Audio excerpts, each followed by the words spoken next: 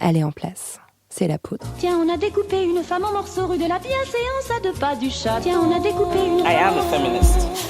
Je vous obsède avec une constance je ne me suis pas conduit qui appelle quand même l'admiration. D'une façon conforme à ce qu'on attend d'une jeune fille d'abord et d'une femme ensuite. I'm sorry that I didn't become the world's first black classic pianist. Des femmes artistes, activistes, inspirantes, politiques, des femmes puissantes. Je crois qu'une femme qui existe dans son temps, à l'intérieur de son temps, n'a pas d'époque, elle marque son époque. Dans la Boum.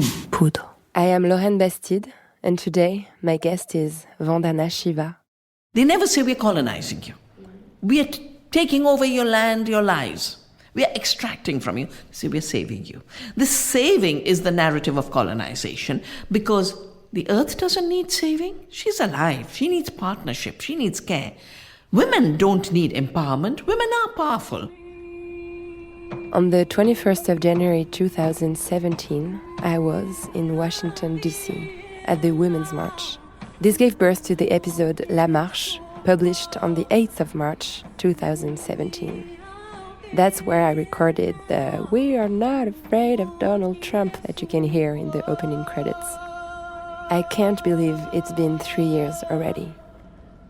It was the spark, the starting point of the feminist revolution we're living today.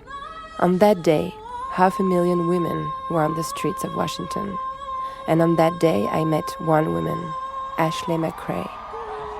My name is Ashley McCray, MCCRAY. I'm an enrolled member of the absentee Shawnee tribe of Oklahoma. I'm also Oglala and Sicangu Lakota. My mom comes from the Pine Ridge Indian Reservation. I come from the state of Oklahoma, which is Indian country.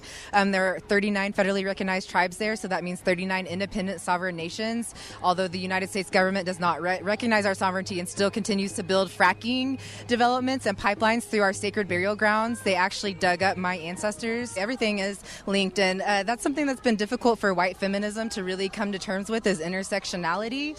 But as Indigenous people, we're already intersectional because we have to deal with the environment, against violence against our men and our women, colonization and rape, murder. We've been facing this sort of oppression for 500 years. It doesn't matter if it's Donald Trump or the most liberal person. The fact of the matter is the United States government is an occupying force. They came in, they stole our land, they killed our people, they raped our women, and they forced us onto reservations. They forced us off of our homelands, and then they came in and they forced their government upon us.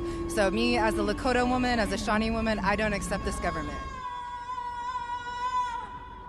This encounter was crucial for me. Thanks to her, I understood that patriarchy, colonialism, and capitalism were 3 sides of the same system.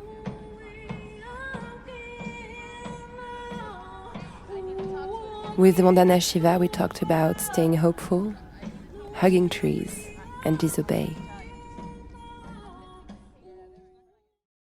Vandana Shiva, hello. Hello. It's such an honor to be able to talk with you today on My pleasure. First of all, I want to thank you for the everlasting work you have made for environmental justice throughout your life, and especially for your last book, Oneness versus the 1%, that really blew my mind, and it just came out in France. I was very sensitive to one of the messages of the book. If we start talking about catastrophe, we're not going to be able to do anything. And I had the feeling your book, although it also warns on the huge danger we're going ahead, gives hope. I was wondering, how important is hope? I think hope is central, because if you don't cultivate hope, you won't change the system and the path that is leading to inevitable extinction, that is creating catastrophe. So hope really is your commitment to an alternative and to make the alternative real, to create the space for alternatives to grow. But in the meantime, in the book, you explain that, for example, there are so many alarming figures. Like, for example, we have 12 years before mass extinction becomes irreversible. That doesn't feel like a hopeful thing. It feels like a catastrophe. You want to hide and cry. I think taking into account real threats, for example, the 12-year figure is from the Intergovernmental Panel on Climate Change. And they're saying if we don't shift in 12 years, the momentum of irreversibility will be too high for human intervention. We have to take that reality into account and therefore make our 12-year the transition year. Now, it doesn't mean that the world will end in 12 years, but it does mean these 12 years are our space of possibilities. And that also doesn't mean we panic. Because the more we panic, the more we get seduced to do the wrong thing. We have to fully be aware that we are part of the earth. That is the first place for regeneration and cultivation of hope. Secondly, we have to start living it. Living it through the way we grow our food and eat our food, living it in the way we clothe ourselves, living it in the way we relate to each other. And that cultivation of hope then becomes the transition. And I have done work in building ecological alternatives. I can tell you in 2 years' time, the reality is different. In 3 years' time, communities think differently, have totally different values. And the one thing we have to give up in our times is the idea of inevitability. Inevitability of the 1% to rule over our lives through their technological narratives. The inevitability of catastrophe. And the inevitability that everything is just downhill. Things change. The beauty about learning from the earth is things evolve. And the second beauty of learning from the earth that I've learned from my work with seed is you plant a seed, you get a crop. And then for 8 months, the seed is sitting quiet. Its latent period is not a dead period. It's just waiting for the right sun, for the right moisture, the right water, and the right soil fertility. I have saved seeds that have been sitting in women's bins for 40 years, and they burst out into fertility.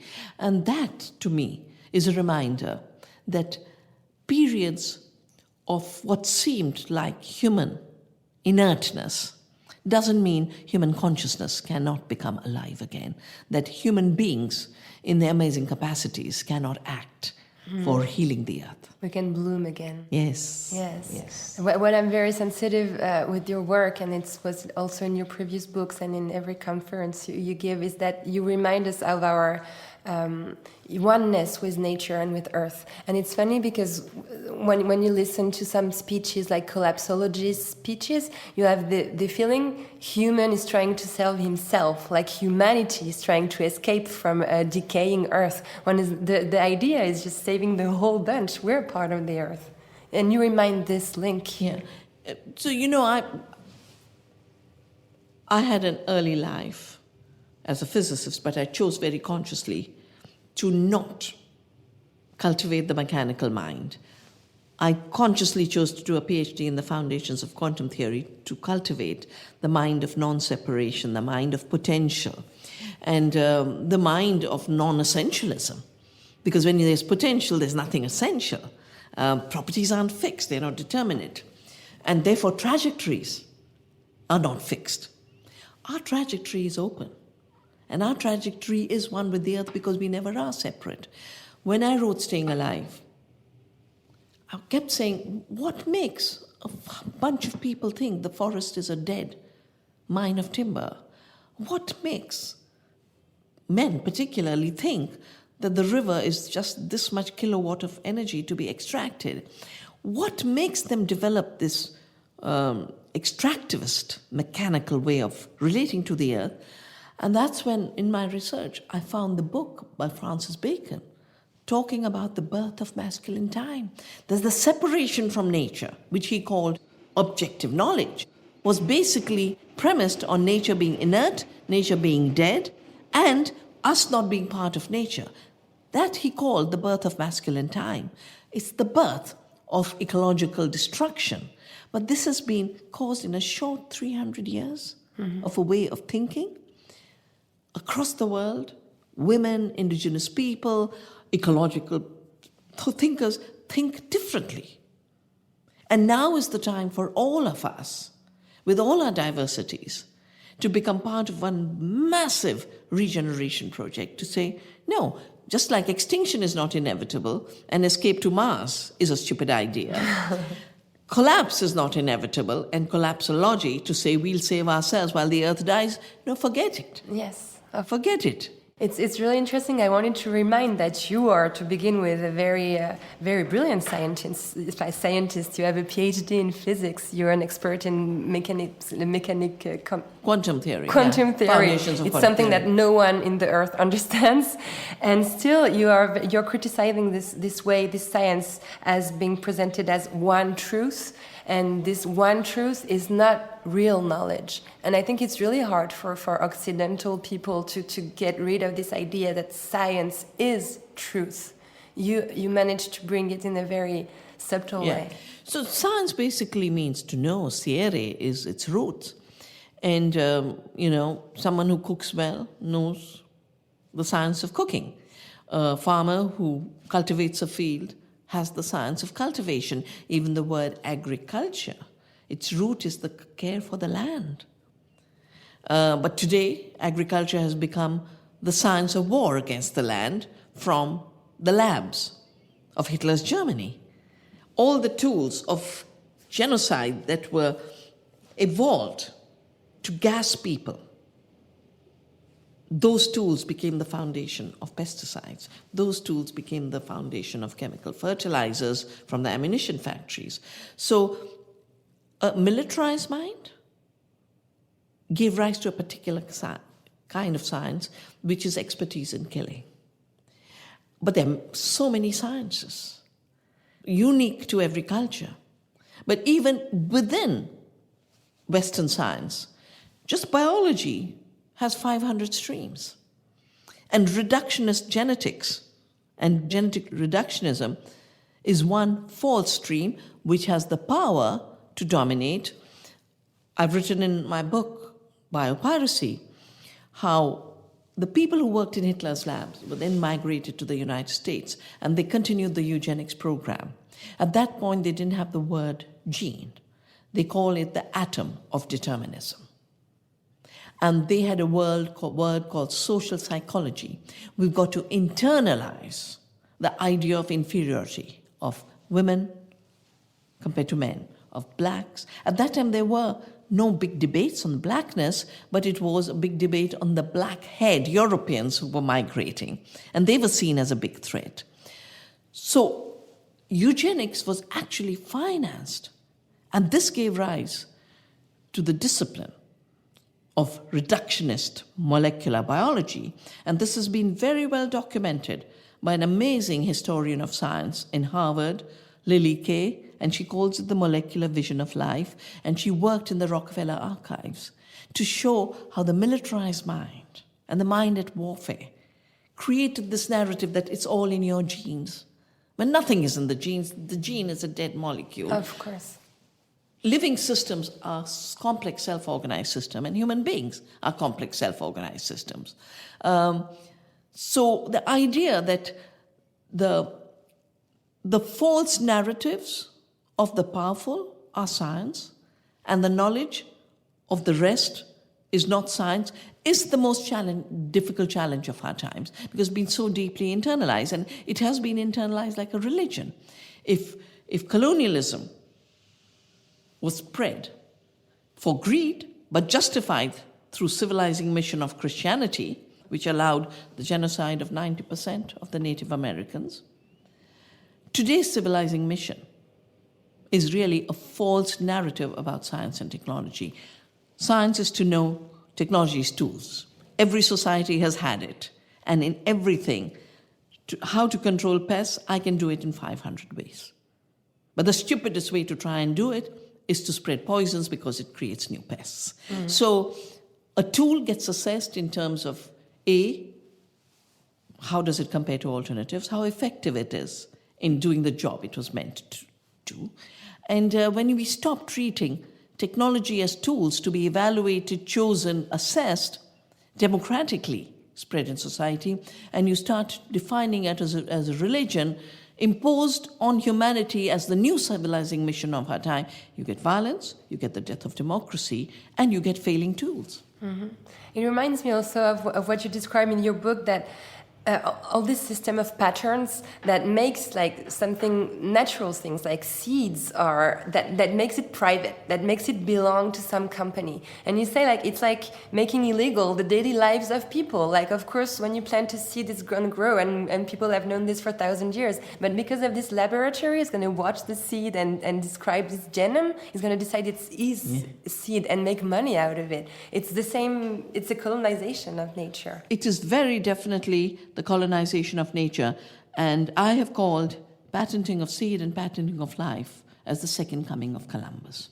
And I have called Bill Gates as the Columbus of our time, because he's now trying to do the same, both through genetic engineering as well as through digital patenting. Yeah. You know, why is it so wrong? Because seed and every living system is an autopoietic system. It organizes itself. If I add a new gene into it, I haven't made the seed. The future generations of seed still make themselves, except that now they make themselves with a toxic gene of Bt or a toxic gene of herbicide resistance. And because it's a toxic gene, we should, in the self-organized assessment of a living system, treat it as pollution, because anything that doesn't belong to an ecosystem, anything that doesn't belong to an organism and harms it, should be seen as a pollution. Instead, they tried to create the narrative that seed is their invention. And I'd done the book on impact of chemical farming as the Green Revolution on Punjab and the destruction of Punjab. It was called The Violence of the Green Revolution. And then I was invited to this meeting in Geneva and Beaugèvre in France in 1987, where the chemical industry was now working out this idea of them being inventors of seed. And I said, this is so wrong. This is just so wrong. You don't invent seed. You can't have a patent on seed. And if it's going to take all of the rest of my life to prevent you from having patents of seed and having seed freedom and having farmers have their own seed, this is what I'll do. So I went back and started to save seeds. That's what you did. That's what I did. I stopped the work on dams, I stopped the work on forests, because there were now young people in these movements, but no one was looking at patents and seeds and GMOs and free trade agreements. And I look back and say, okay, I started just to defend the freedom of the seed and the freedom of the farmer. Today we have created 140 community seed banks. Some of them have rescued farmers after disasters of cyclones and hurricanes, because we saved flood-tolerant and salt-tolerant seeds, and Bill Gates claims he invented the flood tolerance. We have saved seeds of drought tolerance, and as the water crisis, which is another impact of industrial agriculture, grows, these seeds become more and more relevant. And with every extreme drought, these seeds show the way. But I also worked with our government, and we managed to get a law passed that seeds are not inventions. Mm-hmm. So seed cannot be patented. And Monsanto has worked illegally in India to collect royalties by deceiving.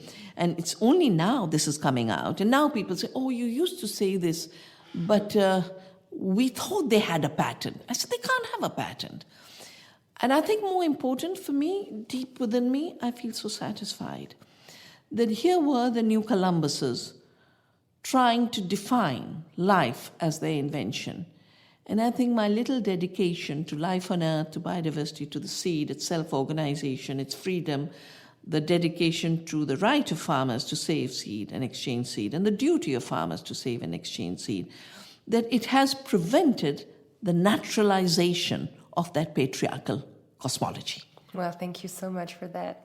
Well, in your last book, you actually, I would gonna say attack, but more like you denounce these 1% super rich people to be like the main enemy of the planet. The book opens with this incredible figure. Like in 2010, there was like more than 300 billionaires owning like half of the world money, and now it's like 5 of them, which is like incredible. You think the world is in a crisis, but actually the rich are getting richer and richer at a crazy pace. And also you remind that they use this humanist speech. They make people believe they're actually saving the world, where they're using this to pay less taxes and to get patterns on so many things.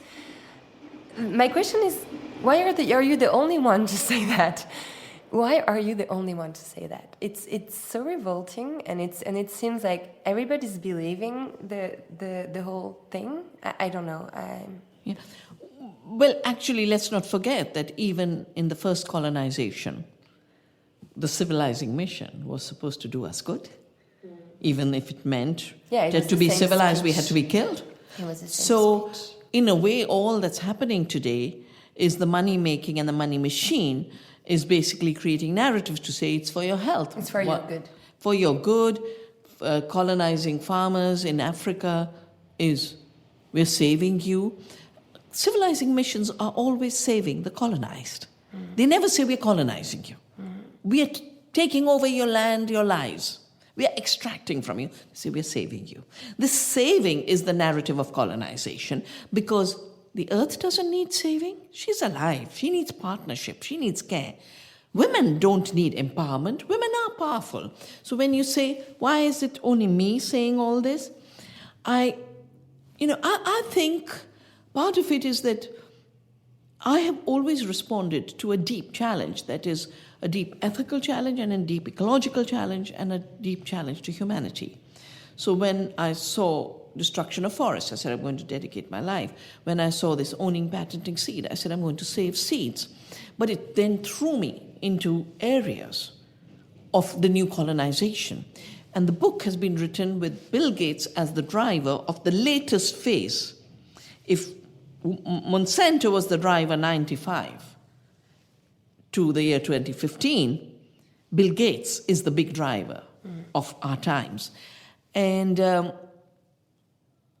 I think, partly because of my scientific background, I'm able to read through the lies spoken in the name of science. The word science doesn't shut my mind, because my mind is a scientific mind. And in fact, it gets even more activated when a lie is told in the name of science, because science is so precious to me. The other is that, I spent a lifetime in defending the truth, defending women's freedom, nature's freedom, and no matter no matter how powerful somebody is, but if their power comes from dishonest grounds, brutal grounds of injustice, I don't only feel compelled to speak the truth, I feel that it's absolutely necessary for solidarity with everyone else. And if I was given that space that I can speak, I must speak. You were one of the very first thinkers of ecofeminism, and I think what you've just explained to us is like it's crystal clear. Like colonization, capitalism, and patriarchy are like the same, different names for the same object. Yeah. And you came to this conclusion when you realized that in India most farmers were women, and that they had the knowledge to make food that was not destroying the earth. My question might be a bit naive, but I think it's what people think of ecofeminism. Are women more likely to save Earth than men? I think womanly ways of caring that have stayed conserved in the culture of women under division of labor, where women were left to take care of that which patriarchy did not count as work, to take care of that which did not make profits. But those were the domains of life and living. So I don't believe that only women have this capacity. I believe in potential. But I believe this potential has stopped being cultivated in men, because the construction of gender is a cultural political process. And men were made to believe that to be a full man, you can't appear to be weak, because to care is to be weak. Why else would Francis Bacon talk of the birth of masculine time? There's nothing like a masculine time. There's time. And in our language, time is Kali. She is the ruler, and she's circular. So I personally believe that what has happened is we've been made to forget our potentials. And we've been made to forget that not only are human beings capable of caring, that caring is now a survival necessity. Caring for the earth, caring for each other. What is community but caring for each other? Consumerism is going to shop alone. But community is reclaim the commons, cultivate sharing. So the sciences of caring and sharing, and when I say sciences, I mean sciences, because we now know that underground, in the organic soils, the mycorrhizal fungi is moving minerals around. It's communicating with plants, saying, oh, you don't have enough, I'll get it from there. It's a soil food web richer than the internet and the World Wide Web. The trees are talking to each other. The insects are talking to each other.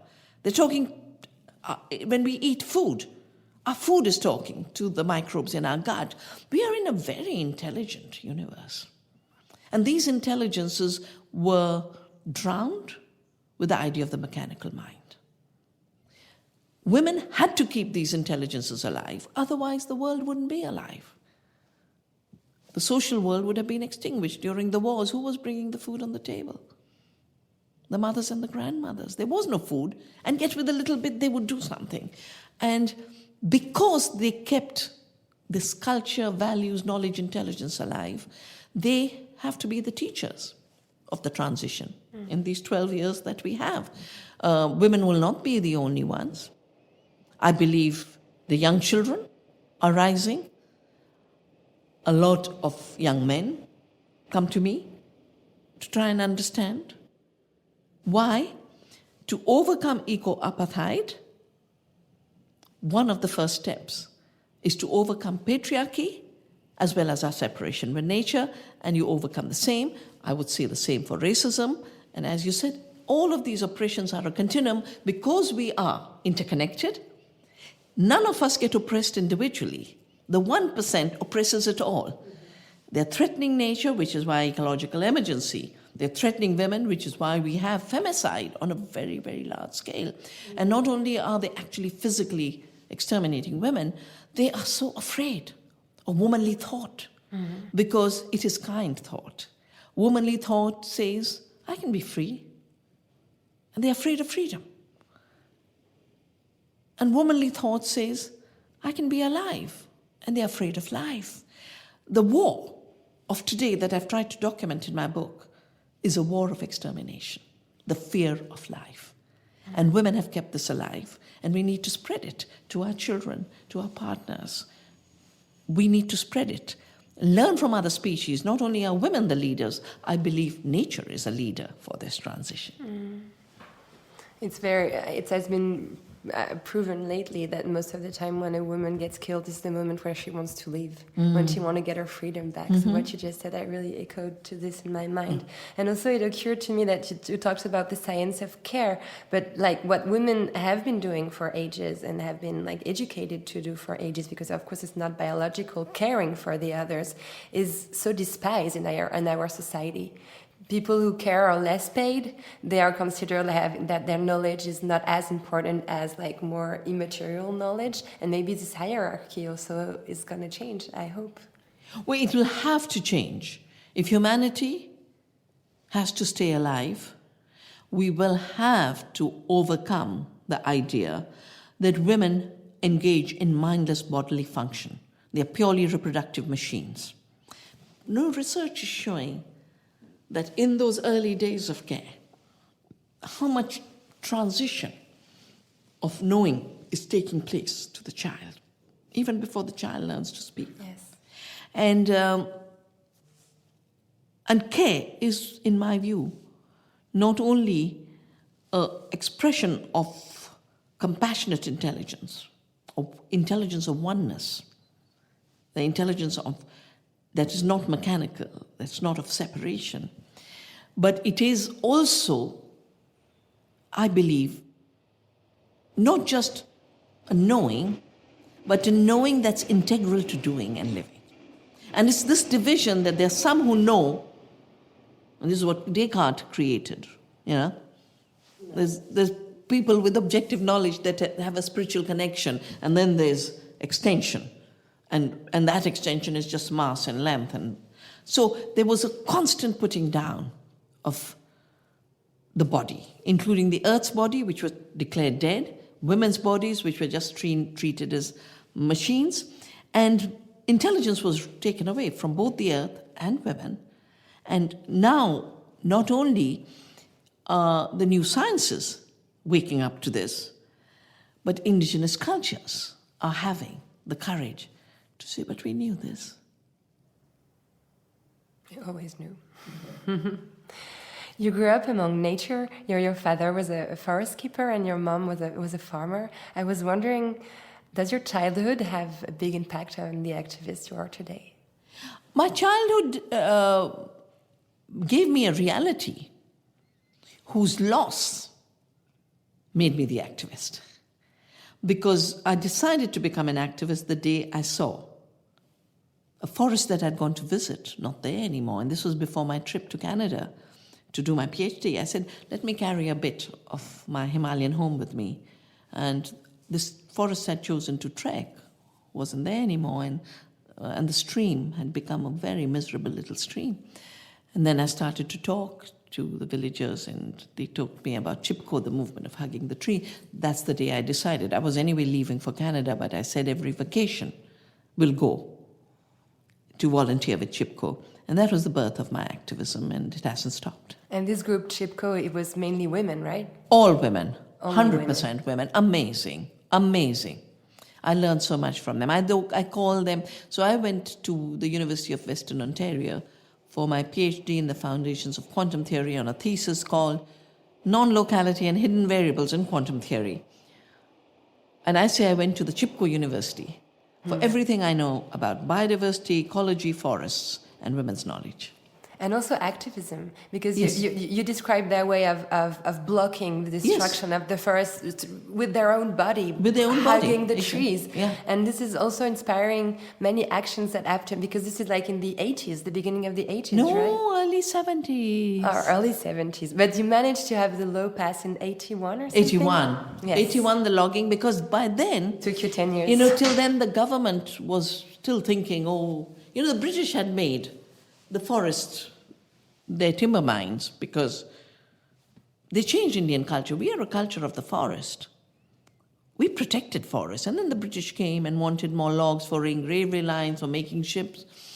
And they totally changed the practice, just as much as in agriculture, the practice of farming was changed to use leftovers of war chemicals.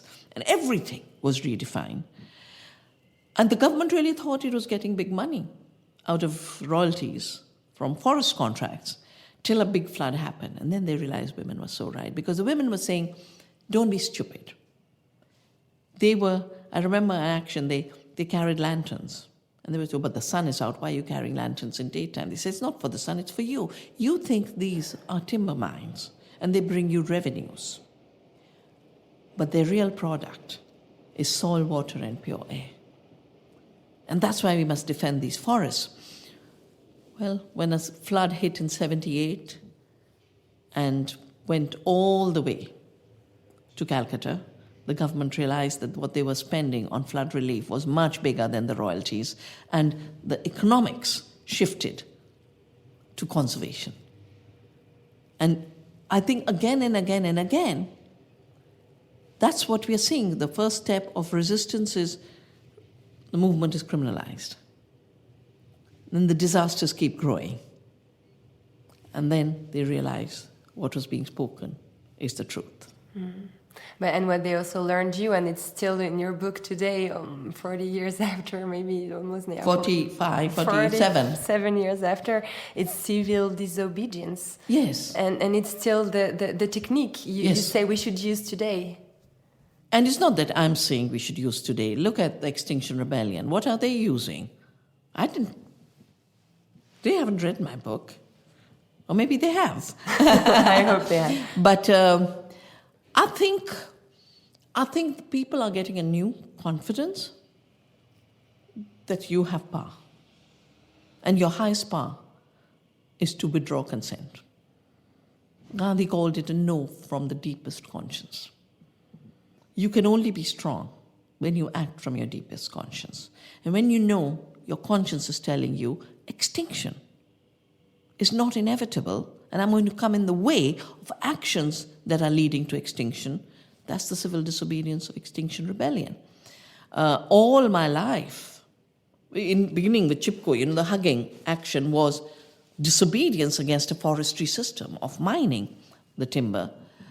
All my life, every action I've been engaged in has been not cooperating with the law, a structure, and very often I've had to think deep about what will be the action. So when I heard these companies talk about patenting seed, GMOs, international laws on intellectual property, and I said, this sounds like imperialism over life. How does one resist this? What is the civil disobedience?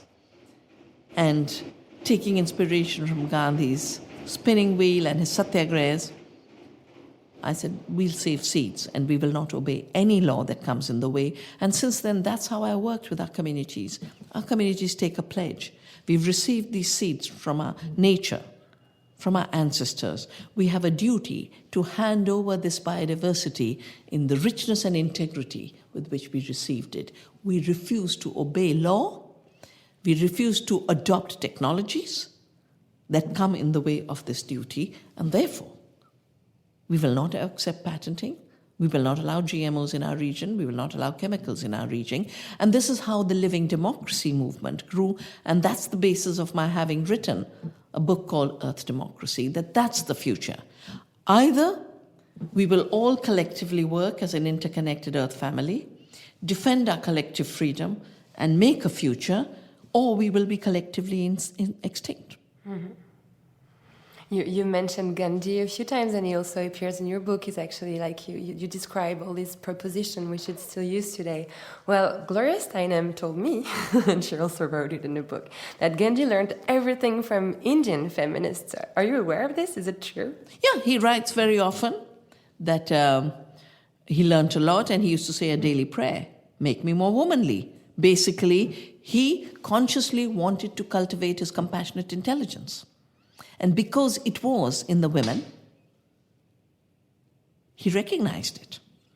And my mother, interestingly, I just reprinted a book my mother wrote before my birth about women and Gandhi.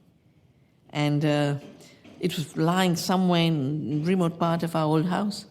And I found it and said, we must reprint it for the future. It's in Hindi, but it's a beautiful book. It's incredible. And my mother was amazing because she said, why do they have nursery rhymes that say, Jack and Jill went up the hill and fell down? Rockabye baby, then the baby falls. Why is everyone dying? And she wrote nursery rhymes for us on nature and trees. Oh, wow. What an amazing mom. Vandana Shiva, you relentlessly travel the world, working, marching, talking. I was wondering if you had access to your room of your own sometimes. I actually gave up a room of my own long ago. So when I'm in Delhi, I share home with my sister. When I'm there, Dehradun, I share a home with our ancestral home with my brother. And then I'm on the farm where I'm with the community, where it depends on which room is empty, and I sleep on that bed that day. So you really don't have your own room? I don't have to escape from anything, because every moment of my life is lived for the earth, for people, and therefore there's nothing that, for me, says now I must get away, because for me, engagement is the fulfillment, and you don't have to get away from relationships. If I tell you powder, la poudre, what do you think of? Is the name of the program powder? What does it remind you of? Well, at this point, it makes me think of Johnson & Johnson selling baby powder with asbestos or whatever it was. But otherwise, powder, I guess beauty. Mm-hmm. Okay. I haven't had much powder in my life. Yeah, it's just a question asked to every guest, and it's always funny to see everybody has his own vision. But why did you name it powder? Because of the ambiguity of it. It could be very light and beautiful and cosmetic, but also it could be war gunpowder. And I think women have both sides and many more. So it was about diversity. Wonderful. Thank you so much, Vandana Shiva. You. Thank you very much. Thank you to Vandana Shiva for being my guest in La Poudre. Nouvelles Écoutes is the executive producer of La Poudre, a podcast produced by Aurore Meyer-Mailleux and Marion Emery, prepared and recorded by Gaia Marty.